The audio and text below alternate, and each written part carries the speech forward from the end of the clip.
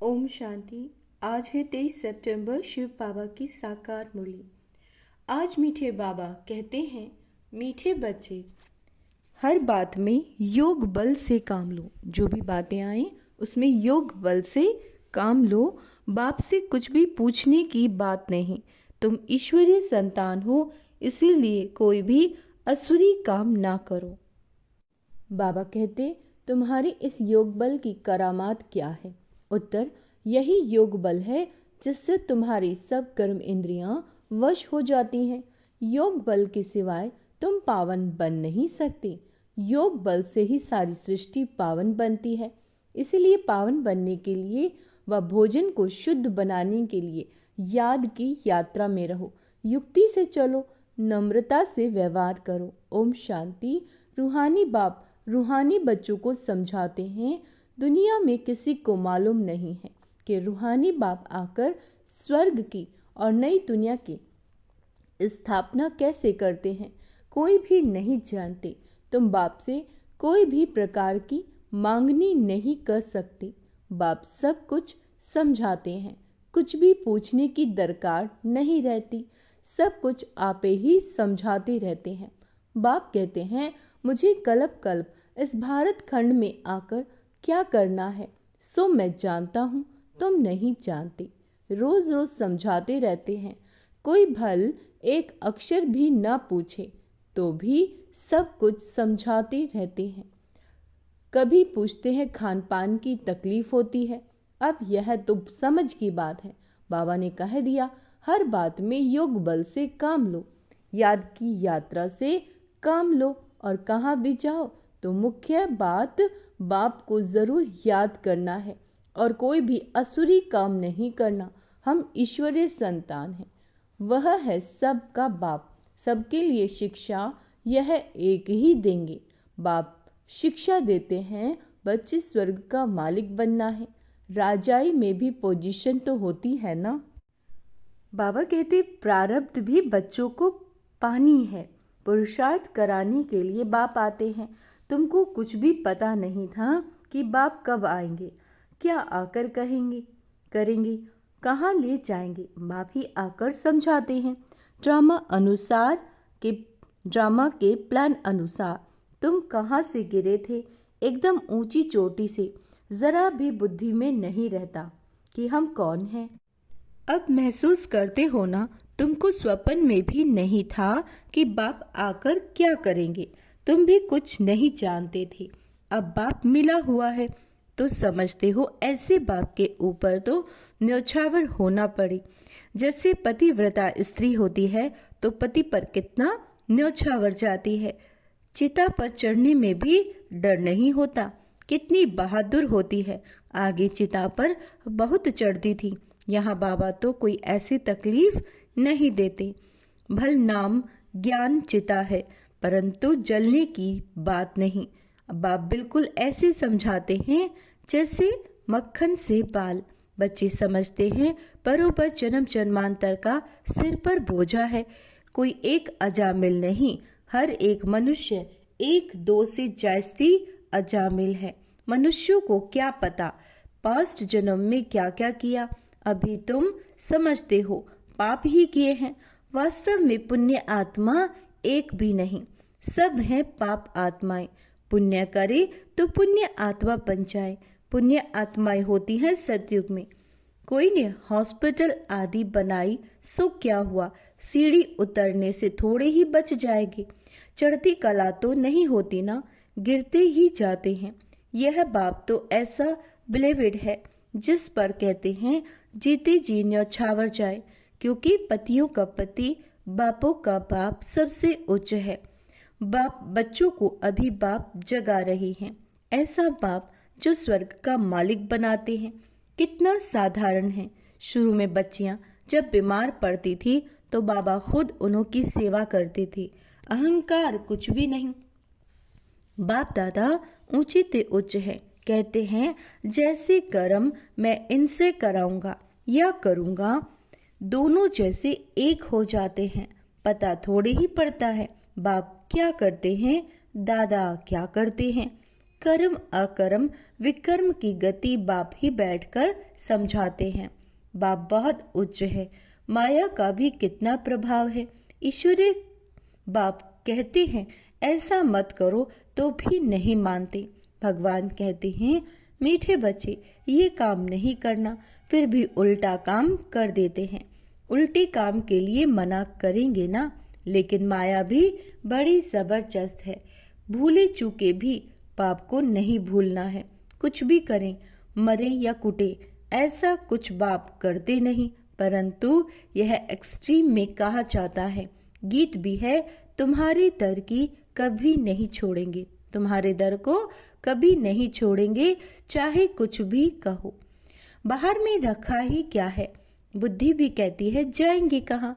बाप बादशाही देते हैं, फिर थोड़ी ही कभी मिलती है। ऐसे थोड़ी ही है दूसरे जन्म में कुछ मिल सकता है, नहीं। ये पारलौकिक बाप है जो बेहद सुख धाम में तुमको मालिक बनाते हैं। बच्चों को दैवी गुण भी धारण करने हैं, सो भी बाप राय देते हैं। अपना पुलिस आदि का काम भी करो, नहीं तो डिसमिस कर देंगे। अपना काम तो करना ही है, आंख दिखानी पड़ती है। जितना हो सके प्रेम से काम लो। बाबा क्या कहते हैं, जितना हो सके प्रेम से काम लो, नहीं तो युक्ति से आंख दिखाओ। हाथ नहीं चलाना। बाबा के कितने ढेर बच्चे हैं, बाबा को भी बच्चों का औना यानी ख्याल रहता है ना। मूल बात है पवित्र रहना। जन्म जन्मांतर तुमने पुकारा है, हे पतित पावन आकर हमको पावन बनाओ, परंतु अर्थ कुछ भी नहीं समझते। बुलाते हैं तो जरूर पतित है, नहीं तो बुलाने की दरकार नहीं, पूजा की भी दरकार नहीं। बाप समझाते हैं तुम अबलाओं पर कितने अत्याचार होते हैं, सहन करना ही है। युक्तियां भी बतलाते रहते हैं। बहुत नम्रता से चलो, बोलो आप तो भगवान हो, फिर यह क्या मांगते हो। हथियाला बांधते समय कहते हैं मैं तुम्हारा पति, ईश्वर, गुरु सब कुछ हूँ। अब मैं पवित्र रहना चाहती हूँ तो तुम रोकते क्यों हो। भगवान को तो पतित पावन कहा जाता है ना, आप ही पावन बनाने वाले हो, बन जाओ। क्या कह रहे हैं बाबा, आप ही पावन बनाने वाले बन जाओ। ऐसे प्यार से नम्रता से बात करनी चाहिए। क्रोध करे तो फूलों की वर्षा करो, मारते हैं फिर अफसोस भी करते हैं। जैसे शराब पीते हैं तो बड़ा नशा चढ़ जाता है अपने को बादशाह समझते हैं, तो ये विष भी ऐसी चीज है, बात मत पूछो। पछताते भी हैं, परंतु आदत पड़ी है तो वह टूटती नहीं। एक दो बार विकार में गया, बस नशा चढ़ा, फिर गिरते रहेंगे। जैसे नशे की चीजें खुशी में लाती हैं, विकार भी ऐसे है।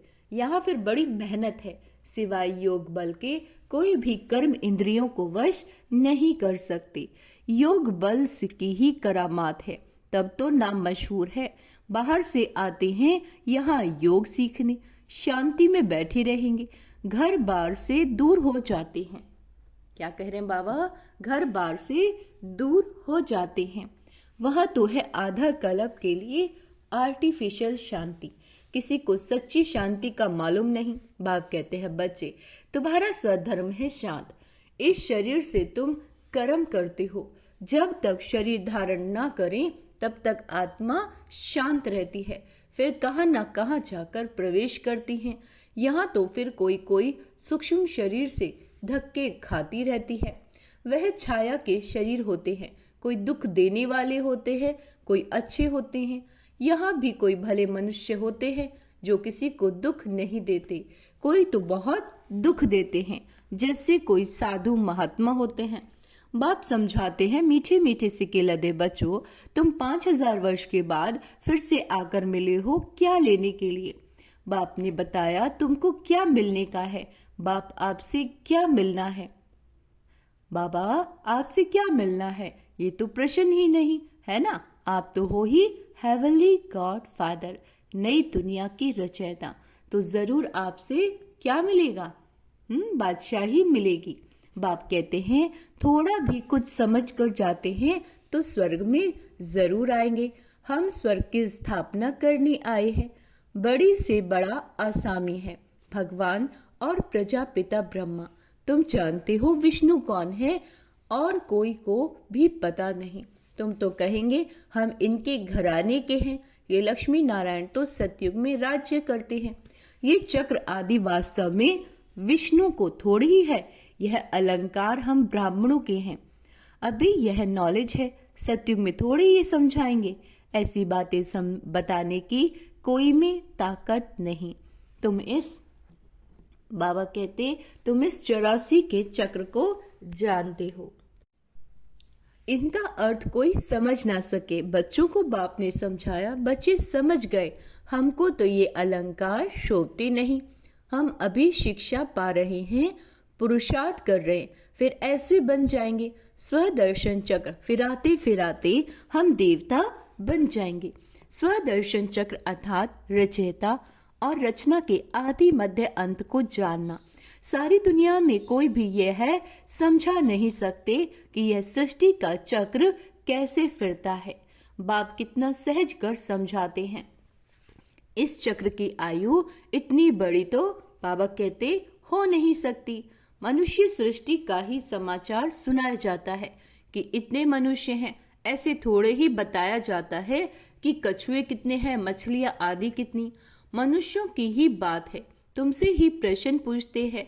बाप सब कुछ बतलाते रहते हैं, सिर्फ उस पर पूरा ध्यान देना चाहिए।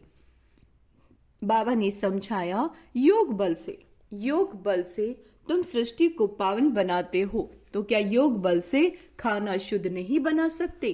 बन सकता। अच्छा, तुम तो ऐसे बने हो, फिर कोई को आप समान बनाते हो। अभी तुम बच्चे समझते हो कि बाप आया है स्वर्ग की बादशाही फिर से देने, तो इनको रिफ्यूज नहीं करना।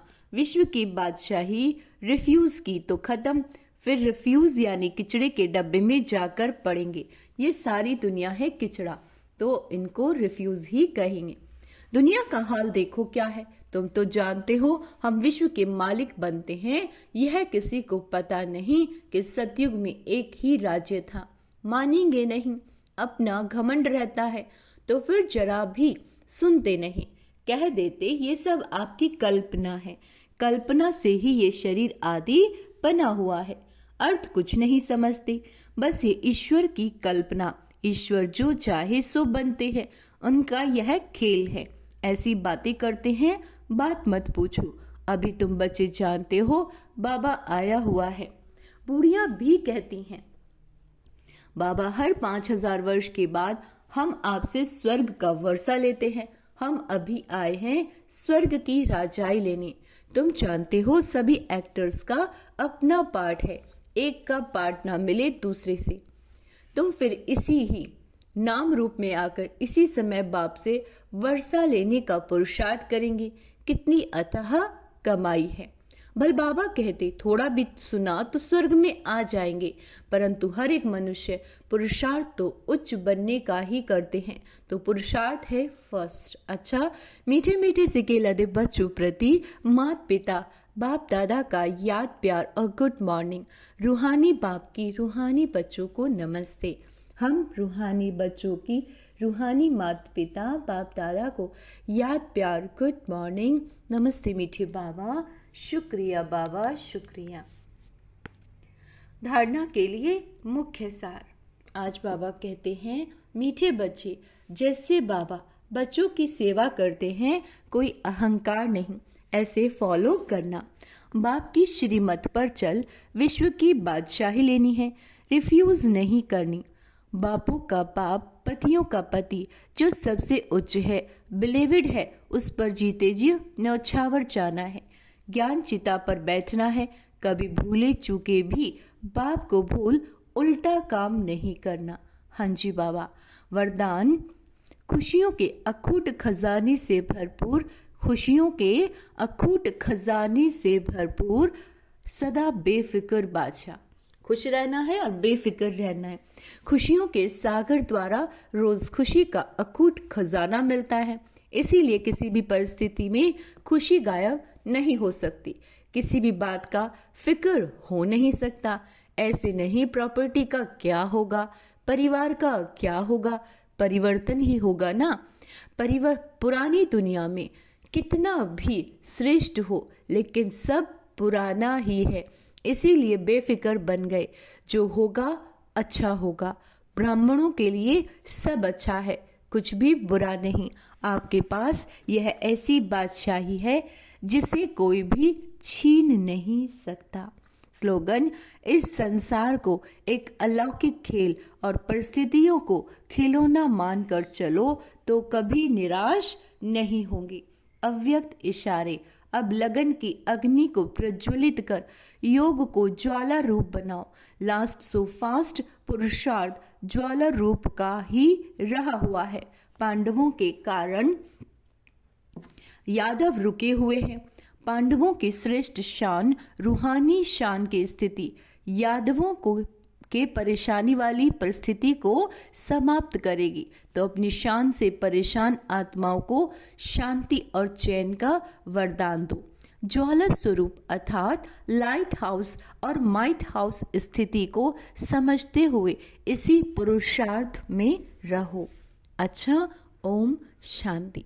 तो आज बाबा ने क्या कहा है? खुश रहना है वरदान में और हमें बेफिक्र बादशाह बन के रहना है।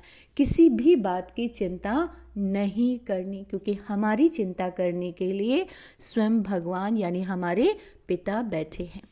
और फिर दूसरा बाबा ने कहा लाइट हाउस माइट हाउस की स्थिति को समझो और इस पुरुषार्थ में रहो। अलौकिक खेल, ये दुनिया जो है ना एक अलौकिक खेल है। परिस्थितियां जो भी हमारे सामने आ रही हैं ये क्या है? एक खेल है जिसकी जिम्मेवारी स्वयं भगवान ने ले ली है। बाबा को सौंपो और हल्के रहो, योग करो, खुश रहो, यही हमारा पुरुषार्थ है। अच्छा, ओम शांति।